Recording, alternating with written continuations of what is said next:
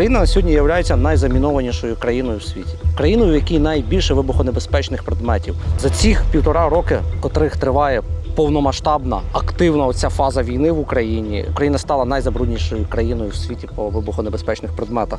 Це можна бачити на кожному кроці. Стирчать міни, згарища. Посеред згарищ валяється незліченна кількість боєприпасів, протитанкових, протипіхотних мін. Тобто ми давним-давно обігнали такі країни, як Афганістан, Сирія, де, здається, вже десятками років йде безкінечна війна. Територія замінування в Україні рівноцінна площам країн, таких як Греція, як Уругвай. По площах це близько 200 або трошки більше 200 тисяч кілометрів квадратних. Це понад 30% території України є замінованими. Сума необхідна для повного розмінування України – це 37,5 мільярдів доларів. Для прикладу, весь загальний бюджет України в 2022 році закладався 27,5 мільярдів доларів. Тобто на 10 мільярдів менше був, ніж те, що потрібно зараз для розмінування всієї території України. Нещодавно буквально проскочила дуже страшна інформація від авторитетного видання The Washington Post, котрі сказали, що на розмінування всієї території України піде понад 700 чимось років. Тобто 7 століть.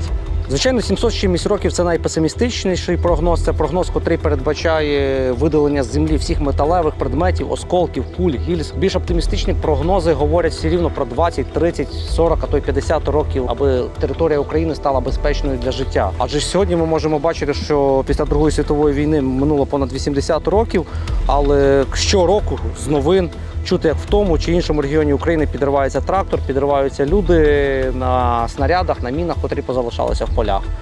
Кількість вибухонебезпечних предметів, кількість боєприпасів в цій війні в десятки, сотні, а то й тисячі разів більша, ніж була в часи Першої, в часи Другої світової війни.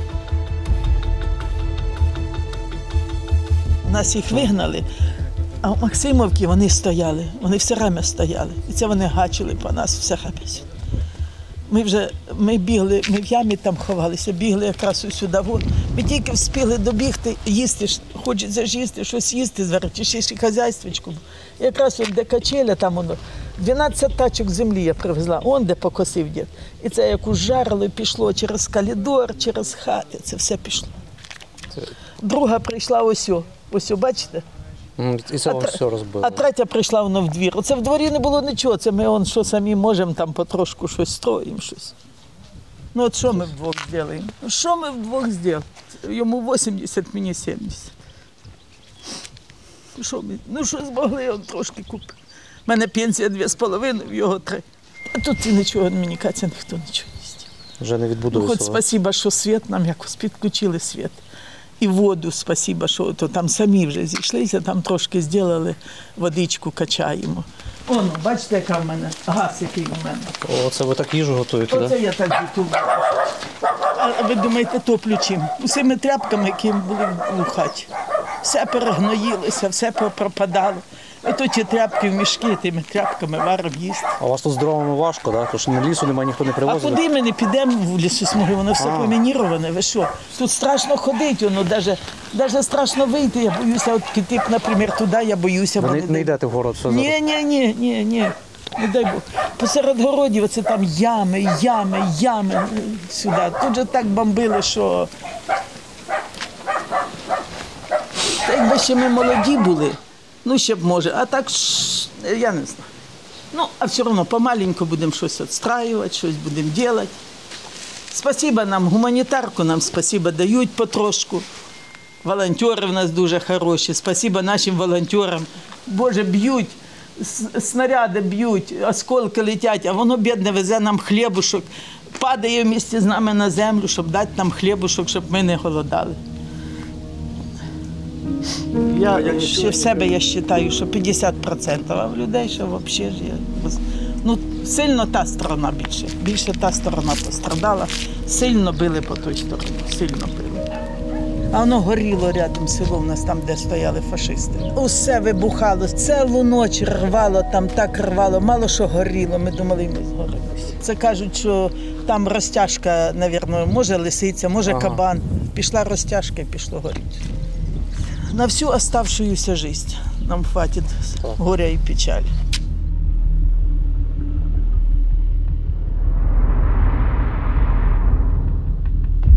Ось тут в селі Киселівка можна бачити руїни одного з небагаточисельних костьолів на півдні України, на Миколаївщині, на Херсонщині. У цих степах в українському Причорномор'ї не так багато католиків, як на заході нашої держави, так склалося історично, але все ж таки вони тут є. І в даному випадку село Киселівка в своїй основі є католицьким селом, адже воно засновано в 1836 році переселенцями з Литви, Польщі та переважно Західної Білорусі. І щойно я так легенько пройшовся кладовищем, тут глянувши, там ряд прізвищ, ще й досі такі на польський лад. Там і Мазурі, і на Цький багато що закінчується. І цікавим є факт, що село Киселівка першочергово мало назву поляцьке. Тобто це говорило про походження людей, котрі заснували це село. От вони в перших 15 років свого життя тут почали будувати таку капличку, котра згодом переросла в костел. То ваша більшість людей католики позалишались сюди, так? Ну, вже тут мало католиків, вже їхні діти такі, знаєш, ну все Вже всі одно. православним більше стали, так, з часом? Все одно в нас більше ходило До костьолу. Хоча я православна, я приїжджа сюди, а він поляк. Все одно я ходила в костьол і вірила в костьол. Нам з Германії діаспора подарила орган. Приїжджав раз в неділю, він правив, і по праздниках. Приїжджала органістка, правили в нас. Та Гарно було, так? літали аж під потолок. Зразу збили купол. Потім ми пробили насквозь кришу. А потім як запалили його, по-моєму, 9 мая це було. А тоді спалили. Як він так горів. А тоді вже нас не було, його добили зовсім.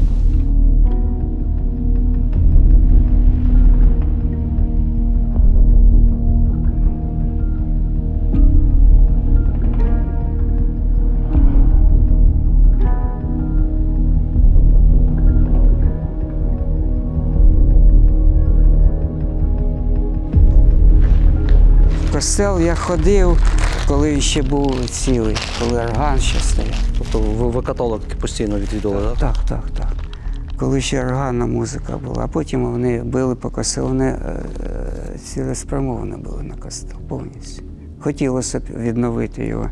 Дуже старинний костел. 180 років? Більше. 1854 рік. 54-го. Вони тут були 21 день. Це все, що вони нам залишили, як то мовить. Згоріло багато, ви ж бачите, що встигли, повивозили. Та душа болить, коли так заходиш, дивишся. Картина страшненька, як то кажуть. Але що подієш, тут уже. Воно ж не зробиться за один місяць, на жаль, не зробиться. Ось. Коли була Друга світова, багато тут полягло це нашим воїнам. Оце все у нас, оця техніка, що ми змогли зберегти, підігнали сюди повністю. Коло мого будинку це далі.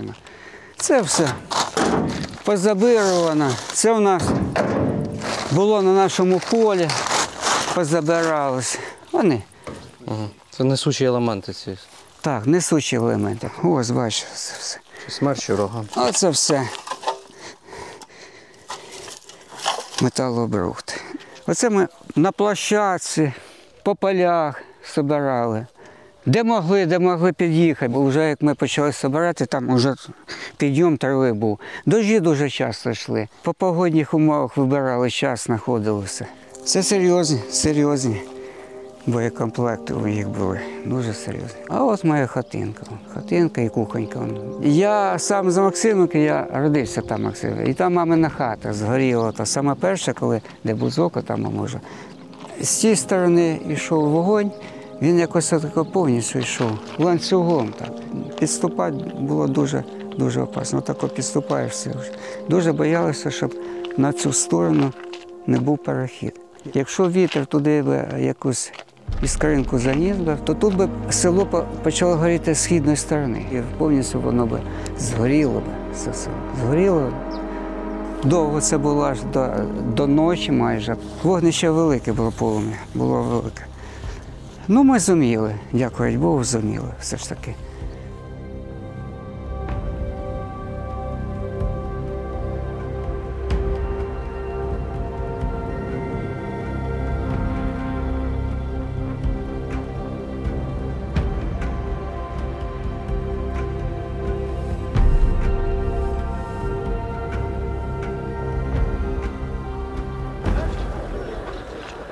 Вони зараз всі приготувалися, ось під'їде вже допомога, чергу займаємо. А це вже наші всі люди, хто тут вже живе, як то кажуть. Доброго дня.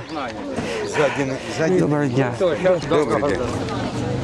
А це вам що, зараз воду мають роздавати? Так. Отак питної води нема, це тільки баклажка. Нема, так. Ніякої. Хтось з вас тушив саме оце, коли горіло і вибухало? Тушили. Всі бігали разом? Конечно, и гилками тушили. Начали бахать, и мы текали. А что оставалось делать? Так там ж все в мінах, в снарядах всі ці поля. Ну так мы ж не лезли. Мы на дороге стояли. И оно пошло потом вот от будки газовой, да, Алена? Прям сюда. Ну, в течение, мабуть, 2 минут, да, оно дошло. Ну, у вас тут хати не погоріли в Киселівці? чи? Ні, ні. Згоріла тільки Максимовка. Пів Максимівки. А в Максимовці вже почало горіти, мабуть, дня через 2, да, чи через 3, то почалося ну, десь від кладбища. І йшло опять на Киселівку, ну потушили. Скільки днів це горіло і стріляло, скільки днів? Не знаю. Максимовка, мабуть, сутки, да, горіла? І так вибухало нормально, так? Да, да. Зриви ми добре чули. Скажем, наш он самый главный разміновщик, онуха, він дає. Да. Він і городи обходив, розмінірував. То він сам перший йде у вас, так? Да. Ми самі люди просимо його, щоб він проходив, смотрев городи, тому що так ніхто ж не їде, нічого не розмінірує, нічого.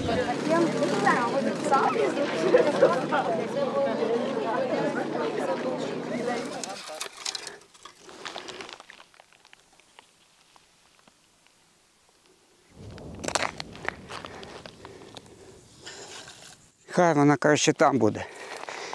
Вона до половини вигоріла, але корпус ціленький, запальник цілий.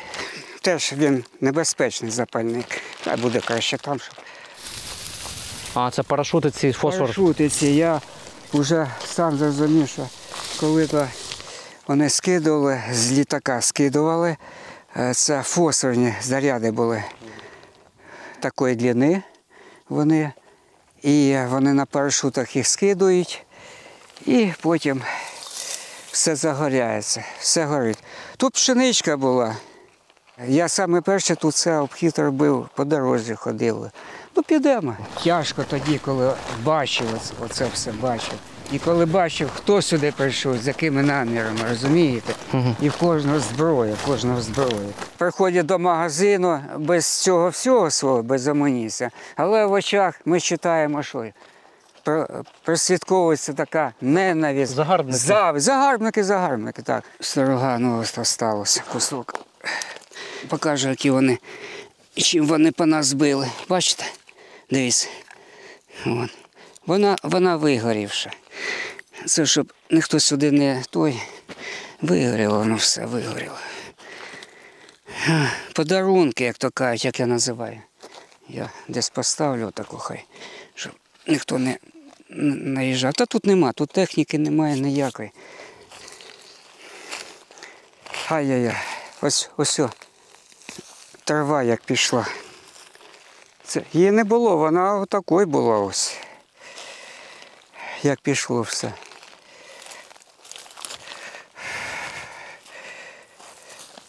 Так само моя мітка. От.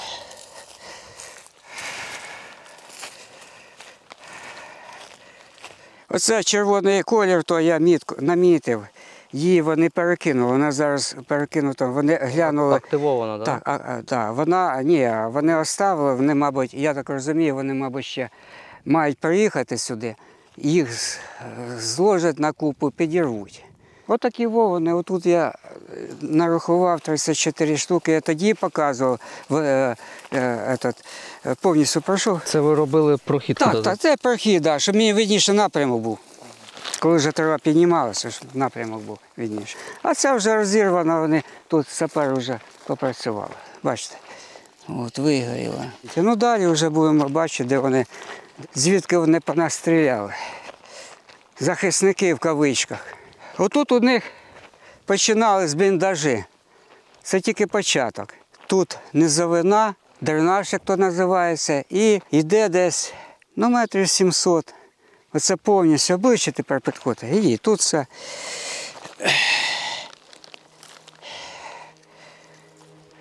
Тут вже все. Оце називається дренаж. Дренаж перший, там далі другий йде. От де ще мішки. У них повністю обзір був на скільки, 180 градусів, якщо не більше. Тут одна БМДшка стояла, десантники їх прикривали, а тут в основному піхота була. Все. Повністю. Ось бачите, туди там метрів, там ще повертати трошки. І на тій стороні мішки проглядуються. Із сторони, щоб їх в обход наші не взяли. Ну, наші теж молодці, знали де що. Потихеньку підходили, а потім почали по них все. Та тут все з мінометів їх, як то кажуть, їм зробили те, що вони нам робили. А оце ж вони, скільки тут були, знаходилися. Скільки тут залізячих. А це розлетілося? Ого, це розірвані, вони заповняли, ставили. Тут ігла були різні, інші були такі. Вони зложили все на купу, підірвали. І деякі міни з цієї сторони. Наші сапери, так? Це вже наші, так. Це ставок, тут красиво, колись був лебеді, тут завжди. Так. А зараз бачите, як це сучасне, воно, з віконцями. Пластиковий. Сучасний варіант. Там все, отут вони знаходились. Бачите, скільки? Це капець. 7,62 і 5,45. Це 7,62. Так що зрозумійте, скільки тут воно. Це немає 5 квадратних сантиметрів на землі, щоб не було гільз. Це говорить про кількість випущених куль, якими оборонялися росіяни проти наших наступаючих військ, які їх звідси вибивали. Тут мені згадалася статистика одного краєзнавця, дослідника Першої світової війни на Волині, котрого ми зустріли. Він нам говорив, що під час Першої світової війни на одного вбитого солдата приходилося 10 тисяч куль випущених. В Другу світову ця статистика значно піднялася, десь до 40 тисяч куль випущених. А на сьогодні, напевно, лише коли закінчиться ця війна, всі науковці, вчені, статисти підрахують кількість випущених куль, але бачачи цю землю, на якій ми зараз стоїмо, можна лише зробити припущення. Напевно, одного солдата десь в середньому зараз вилітає 100 тисяч куль. Отака статистика. Просто все засіяно гільзами. І оце цей плацдарм, рубіж оборони, де окопалися російські війська.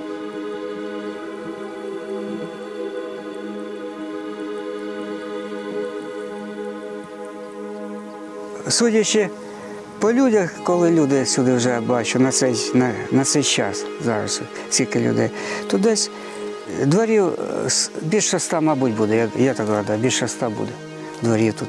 Вже люди вже починають влаштовуватися, все відбудовують потихеньку, а далі продовжують будуть приїзди, бо зараз все житло все дороге і як воно. Аби тільки стройматеріал був, люди, я гадаю, мають бажання відбудовувати за короткий час, ну то дійсно це буде добре, якщо вони встигнуть в цьому році до холодів. А поки отак, як є, як ви вже бачили, як є, так і є вже. Отако ми будемо жити, а треба жити, продовження. Життя повинно продовжуватися. Ми не повинні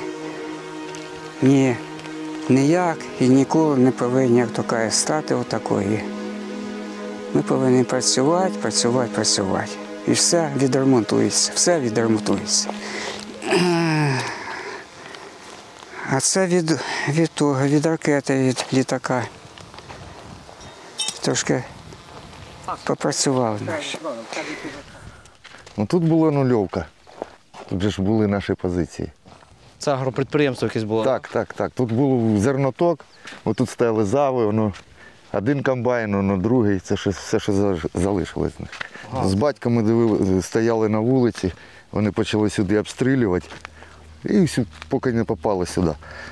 То вони ціленаправленно всі літри лупили, так? Вони знали? Ні, ну вони били по хлопцям, а попали в склад з селітрою. І оце воно як гепнуло. Ого. Ядерний вибух практично.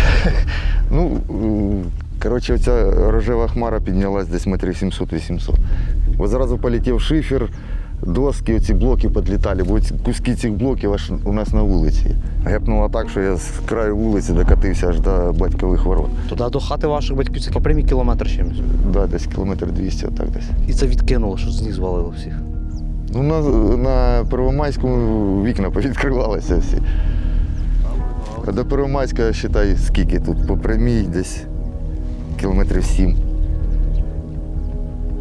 Так гепнуло. А ці хати всі, що близько, то їх всі тут знесло. Тут всі хати розбиті. Всі до єдиної. Тут цей край. Оце, що намагаються люди, приїжджають, намагаються відновити. А що ж відновлювати? Я приїхав, у мене ні балок потолочних не було, ні потолків. І на криші залишилось скільки? 6 стропил. Все міняв. Ставив. І зараз він поки брезентами накрив. А на кухні з ванною взагалі ні потолка, ні криші, треба все робити. Не встигаю. Ну, масштаби бачимо. Блоки валяються ж там на полі. Там. Це все розбите. Зави, що зерно очищать, ось, їх отак. І валяється все отут по городам.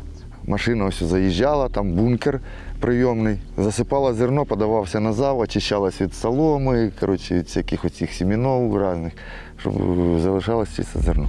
Оце все, що залишилось, воно знесло все повністю. Рельси, що поїзд їхав, у нас стойки, двутавери, там видно. Отак зірвало, як ножиком хтось обрізав. І базу, бачиш, що з бази зробила зруйновано. Ну туди теж страшно ходити, тому що там і птури валяються, і що хочеш. Отут, де високовольтна лінія, де отут поле, повністю заміноване. Щоб наші не йшли, коротше, ті гади замінували. Там 3 чи 4 ряда, я не знаю, чи 6 рядів лежить мін. Там і протипіхотні, всі дренажі заміновані. Є і на датчиках, є і прості, є і ті, що підпригують міни. Там і собаки взриваються, люди свиней повипускали, коров повипускали. Коров нема ні одної. Я, батька, Славік допомагав. Та тут багато хто допомагав. Ми тут і окопи копали ось з хлопцями. Позивні, не буду казати. Беха розподіляв, а там орків били. Ходили туди. То за аеророзвідкою, то. По окопах теж, так? Да? В підвалі вдома. Мені хлопці не розрішали. Тебе не положено, ти не воєнний. Кажу, як не воєнний? Я охотник, я єгер, я знаю всі тропки тут. А потім в травні вас почали крити фосфором і це ви звідси? Так, і то після фосфора я мусив виїжджати, бо хлопці вже приїхали, хотіли мене евакуювати. І вместе з командиром збиратися, я кажу, хлопці, я вже виїжджаю, тому що вже все. Ну я вже писав на листочку, бо я вже майже не розмовляв. Отак. Воно щось гепнуло. Так, хмари. Та тут взривають постійно. Розтяжки якісь теж, да, папа? І розтяжки, і міни противотанкові. Хоч зараз покажу, тут лежить. Ну вона з сюрпризом, не советую її навіть трогати. А я полбмп загрузив, воно воює зараз. Да. І гранати, і патрони, і АГС, і ВОГи, і пулемет, ствол запасний, РПГ, куча зарядів на РПГ. Зразу беху подогнали, поцінував, півбехи закидав. Вони в шокі були. Де ти нас брав? Та тут стільки всього ж було, що не дай Бог. Та ще він валяється. А що ви зараз робите? Дружина зараз виконує обов'язки старости. Це я їй допомагаю, і їй, і людям, і волонтерам. Коротше, вдома тільки ночую. Буває. Зараз нам пустили в ставки воду, треба позабивати стайки. Вчора цілий день ходив з цим Славіком, коротше, розміновував. А як розміновував? Ну так ідемо і дивимося, щоб нічого не було. Пройшли, слава Богу, нічого не знайшли, щоб зайшла техніка і засипати ці стояки. Так, а тепер акуратненько за мною. Да, ось і меточка стоїть. Під нею сюрприз. Якби не було сюрпризу, я б вже зняв би. А під нею що, граната якась? Що? Чи граната, чи протипіхотна. Короче, я шевельнешь, вона взорветься.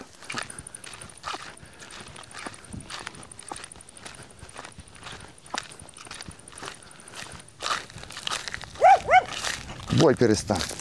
Ось все, бачиш? Оце фосфор. Ну так, щоб видно було. На тросику. Село горіло ваше. По всьому селу можеш їхати дивитися. Сотні тих парашутів посилили. Та повно, у мене в батьки 2 чи 3 їх валяється. На городі одна ракета, отут в сусіду в гараж влетіла ракета, ось по трансформатору влетіла ракета. 4-та, отут у мене зразу ні фронтона, ні вікон, нічого не залишилось. Оце ж де щочик, це прильот був. З криші, це криша вже друга зовсім. Було 6 стропил з тої сторони, а цього нічого не було. Це вже все, це вже я заново все робив. Ось все прильот, 82. Ось все, вилізь. Подивись, як воно поклеєно. Оце ж я яму засипаю. Це все з двору, це все з града. Це з ракети ось осколки. Десь концевик тут не пам'ятаю. Це 82-й, це все з хати. Це з хати виніс взагалі з ванни, он ще з торбочками в занавески. Ось що кухня, глянь. Нічого від неї дано. Ні груб нема, ні печки нема, нічого. Ні потолков нема, воно все впало туди. Все рухнуло. Куди? Там сарай розбитий, один, вторий. Були молоді дерева, все, ну зараз садили, ну, а то все виграло і вибило все повністю. Куди? Нема нічого. Одна стінка залишилась і все. Що ти, в хату, йди в хату. Тут воронки були такі, що заходиш, коротше, отако по шию. Воно, йди, глянь, яка хата. Отак ми живемо. Заходь. Сюди град улетів. Я не знаю, як ця груба залишилась ціла. Це єдине, що з димаря нема. Прямо в димар, в димоход попав снаряд з града. А потолок ось все світиться. Це не все утеплять, рейки нашив нові. Тут все впало, це на голову впало. Ось все кухня. Дивися, що тут може бути. Тут все виграло, все розбито. Це ж суцільна руїна, це вже все суцільна руїна. Да. Зараз все, бач, вичистив, готую кирпич буду мити. Класти назад грубу буду. Кришу треба буду ставити, он приволок бревно. В хаті там взагалі ні потолков, нема нічого. Холодильнику кришка. Тут все вигоріло, видно, що попалено все. Буду робити, а що робити? Ось був приліт. Ось, я зашив дирки. Ось, воно брезент лежить, оце у мене такий потолок. Воно лежить брезент. І тут всіх в селі отакі хати зараз. Ні, різні. Я вже Різні. більш-менш ціле. У нас просто перша вулиця від Максимовки, тому нам більше досталося. Там є ціліші будинки. Робити треба. Якщо ми не будемо робити самі, то за нас це робити не буде ніхто. Це Так ми робити не живемо. буде ніхто. Нормально.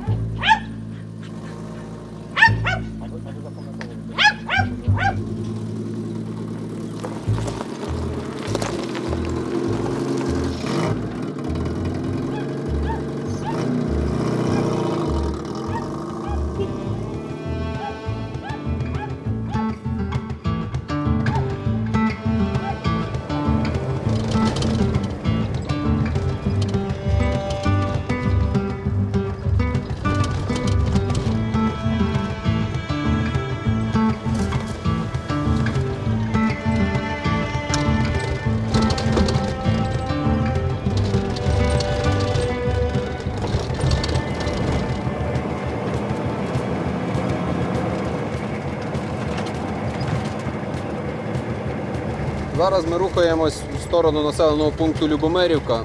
Прийшла задача, що потрібно перевірити ділянку дороги, по якій будуть в подальшому евакуйовувати техніку, щоб не було ніяких підривів чи яких там будь-яких ситуацій, які можуть бути з цим зв'язані. А самі ми з центру розмінування, тобто це один такий центр в Україні, який ще до 2014 року займався такою нелегкою, скажімо так, справою, як розмінування територій.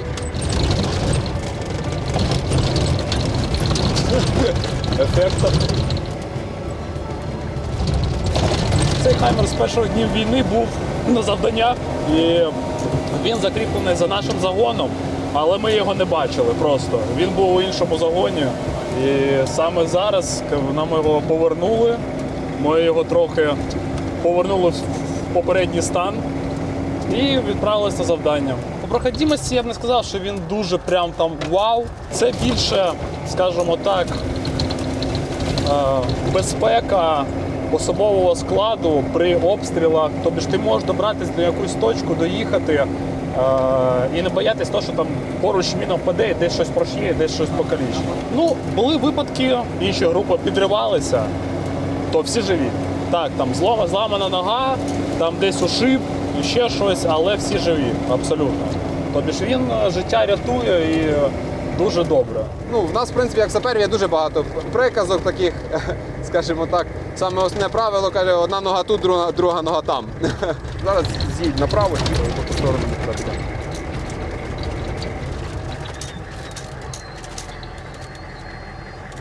Яка дорога гарна. Давайте, відкривай. Вдіваємось.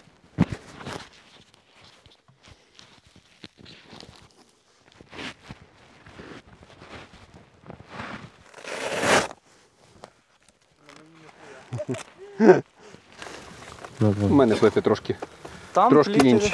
жорсткі, в мене трошки такі лайтові, бо я сам кабанчик і мені трошки тяжко. Ну тут взагалі набор класний. А це мінна карта така. Це історія про жінку з кувшином. Там, де ми жили, була така, типу, маленький фонтанчик. І там була така статуя, жінка тримала таку кувшин. Ну і дуже похоже на пішов ти нахер. Тому є сигарета, жінка з Тобто це кувшином. все під час війни, у тебе такі мітки війни Так, зібрані. ці всі взагалі татуїровки Всі. під час війни. Це коли ми ще в бригаді були, там був майстер тату, у нього своя студія, і він потрапив до бригади і набив. Це мені набив. Слухай, я думаю, Ну так, Я все дум- збувається. якщо ви на Донбасі були, тобі 100% закидали американські найомні. Це було, я скажу, навіть у нас в центрі. Ми коли прийшли, з Антоська переводили з бригади до центру розмінування. І я, мабуть, ще тижні-два ходив по центру і казав I'm from Texas, man. Там всі майори, всі це, допомога. Що, серйозно? А як це? А чого не інтернаціональний регіон? Чого до нас? Ну, коротше, це було весело, так. Хаммер – це хороша машина, але деколи не дуже, бо коли бачать кацапи, що їде Хаммер, то починають на нього полювання відразу. Їхали з хлопцями, треба було перевірити ділянку дороги, де був підірвався джип наш. То ми виїхали, але вже бачимо, що ми заїхали в сіру зону. І кажемо тим хлопцям, що дивіться, куди ми їдемо, вони зараз побачать Хаммер, почнеться. Ну, то вертайтесь в посадку, станьте. Ми тільки вернулись, заїхали в посадочку, тільки відкрили двері. Зразу 82-гі міни почали падати біля нас.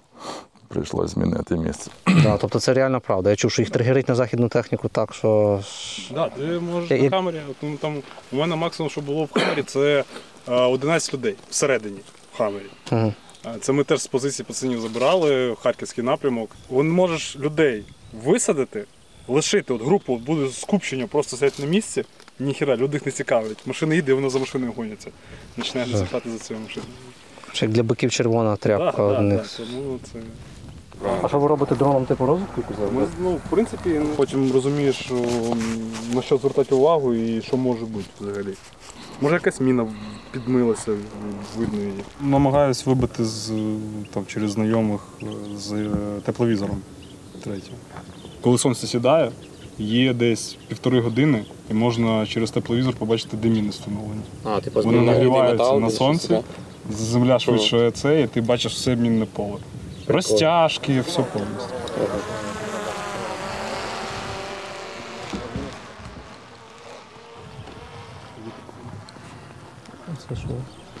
Це будівля згорівша чи щось. Да. Цю дорогу треба перевірити, бо навіть якщо тут щось легкове їздило, а так як тут буде його тягнути гусянка, вона досить таки важка і вона ширша. Допустимо, Жигуля там база там 1,80 м, грубо так візьмемо, плюс-мінус. Тягача гусеничного, тобто в нього база там 2,5 метри. Йому треба проїхати туди, знову ж таки там проманеврувати безпечно. То коли ми бачимо там ті самі воронки від снарядів, це не завжди це може бути просто артилерійський снаряд, може бути там від того самого града чи там смерча, ураган, і це може бути касетний боєприпас.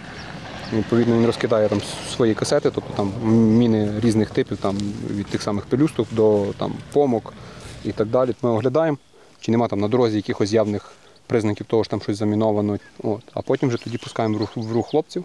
Один пішов, 100 метрів пройшов і зразу за ним починає йти інший. Уступом, як в нас називають. Один перекриває іншого. І вони собі йдуть і перевіряють потихеньку всю територію. Це по великій мірі, можна сказати, як така як у вас як ротація відпочинок на фоні того, що там бути напередку, так? Тут реально нічого над головою не літає, ми собі спокійно можемо працювати без лишнього того самого прикриття і так далі.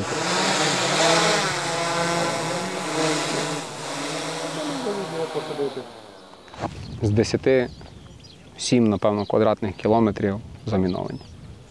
І постійно над цим іде робота, постійно там і ДСНС, і поліція, і Нацгвардія, і сапери Збройних сил України, і ті самі там цивільні компанії також займаються цим розмінуванням. Буквально на цьому тижні це Вашингтон Пост оприлюднили, що облетіло всю Україну, шок всіх підняло, що 750 чи 747 років потрібно, щоб розмінувати Україну. Якщо саме гуманітарним розмінуванням і саме вручну, то десь так. У нас замінована ділянка території більше, ніж деякі країни Європи. Більше, ніж Греція, так. Ну, і це треба також розуміти, і це досить таки велика робота. Ми з людьми по селах спілкуємося, вони всі кажуть, ми кличемо, ми дзвонимо постійно, вони весь час щось знаходять. По полях нас водили на полях протитанкові міни. Всюди і їх валяються. можна зрозуміти, бо вони хочуть очистити свою територію від того всього говна, яке нам принесла та гребана параша, блях. Але ми реально не встигаємо, тому що наш ресурс також не безмежний, і ми стараємось, працюємо, так як наскільки це можливо, наскільки ми можемо там дозволити собі працювати. Ми коли приїжджаємо в село, в першу чергу там стараємось, нам там старший приїжджає, показує, що от мені треба, щоб ви там відпрацювали там і там. Він показує точки на карті, десь не можна проїхати. Ну і коли ми там вже починаємо там плюс-мінус показувати якусь активність, що ми є на місці, цивільне населення їх притягує як магнітом. Ага, військові щось роблять, можливо, сапери підходять, точно сапери. І от починається, що от. І ми ж також входимо в взаємодію і починаємо їх питати, а що, а де, а як, скільки їх там плюс-мінус було, де вони стояли, тобто де, можливо, стояла їхня техніка, де ще, можливо, стоїть їхня техніка, якась там підбита і так далі. І вони нам показують, оцей дід в Киселівці, то він прийшов, він нам прям вплоть до того, що він розмалював карту олівцем на листку паперу, він намалював карту з перехрестями, де лежать які боєприпаси.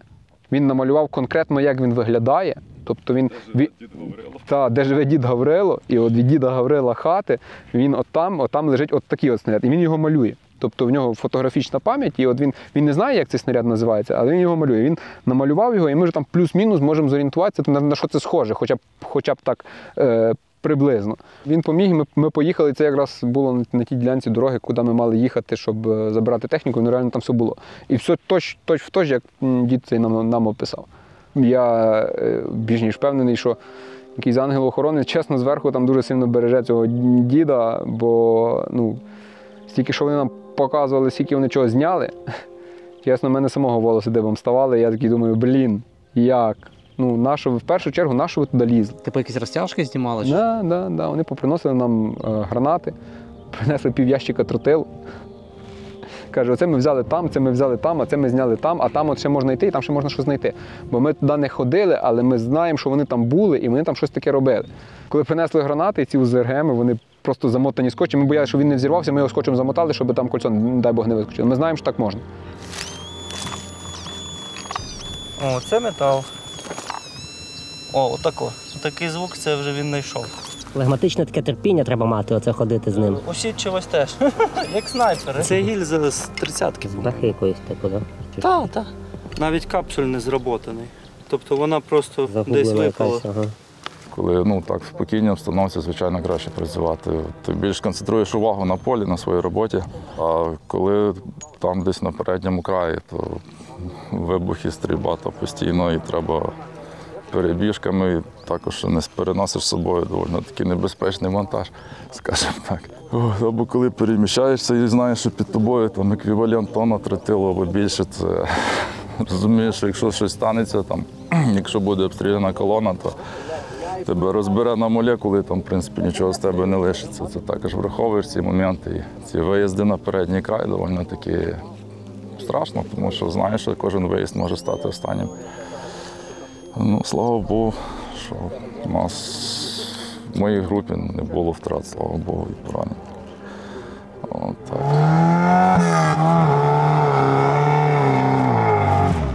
У нас взагалі це просто закон і табу. Ми не заїжджаємо колесами кудись, ми їдемо чисто по дорозі. Якщо хочеш, вибачаюсь, посрати, ти виходиш з машини, ти не йдеш в траву вже, ти сідаєш тупо біля машини, або стоїш біля машини і робиш свою справу, бо по-іншому ніяк. Дуже багато випадків таких.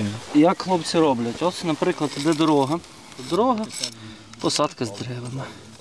Як роблять хлопці? Щоб не ставити суцільно міни вдоль дороги рядами, тобто як підручник пише, повинна бути перша міна, відступаєш 5 метрів сюди, друга міна. А тут між ними, наприклад, 10 метрів. І так в тебе виходить 3 ряда. Тобто танк може попасти на одну з них, як би він не їхав. Але кацапи трошки вже стали розумні і вони вже можуть ставити просто змішані, хаотичні поля. Тобто може йти протипіхотно. Так. Нема ніякої радності і навіть іноді немає абсолютно логіки. Стягують одну міну, а детонують отут, або детонують взагалі аж отут. Так. Ого, яка. Зроблена ловушка. Ловушка. Пастка, так. Слава Зроблена Богу. пастка, і так само з детонуючого шнура під міною щось є, воно запалює детонуючий шнур. Це вони прокопують під дорогою? Так, під дорогою ставлять. Я собі вони заморачуються нормально. Ти начебто в 50 метрах від цього по правилах безпеки робиш підрив за укриття, а в тебе збоку десь просто отут, в тебе вибухає ще група мін. Тобто ви тут таке знаходите? Так, на кожному взагалі, це всюди. майже всюди так є. Жесть. Тобто тут в чому принцип? Тут дуже багато ловушок, щоб ти не міг розмінувати. Тобто у вас такий квест, ви граєте реально в квест? Так, це пружка. Все підступно, дуже брудна війна, надбрудна, я б сказав. Бо з такими ситуаціями ніхто в світі не мав справи взагалі. Тобто в Другій світовій було більше гуманізму і якогось поваги до супротивника, так? Абсолютно. Тут Зараз нема нічого, абсолютно. Жесть. Тут задача в них яка? Просто все уничтожити, все. Це війна, вона не за ресурси. Це просто якісь... Це знищення нації, це геноцид нації, так. Хай буде весна,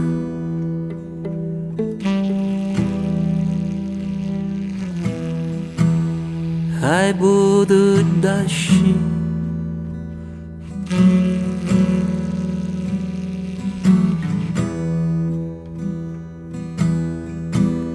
розбудять поля,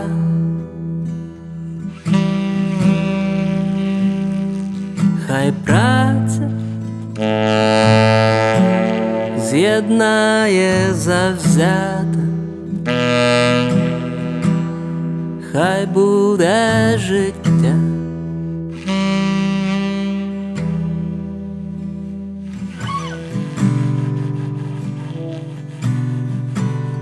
І буде врожай,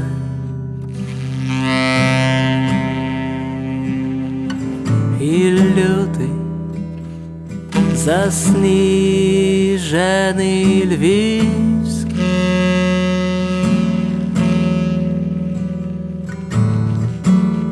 і буде земля чорноземна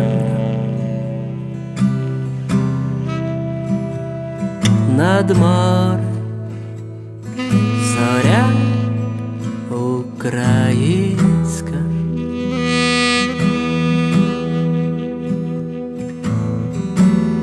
І буде земля чорноземна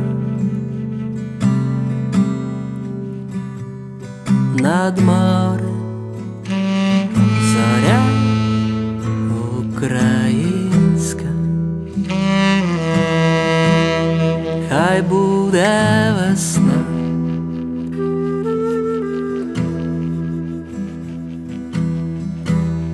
хай будуть мечі,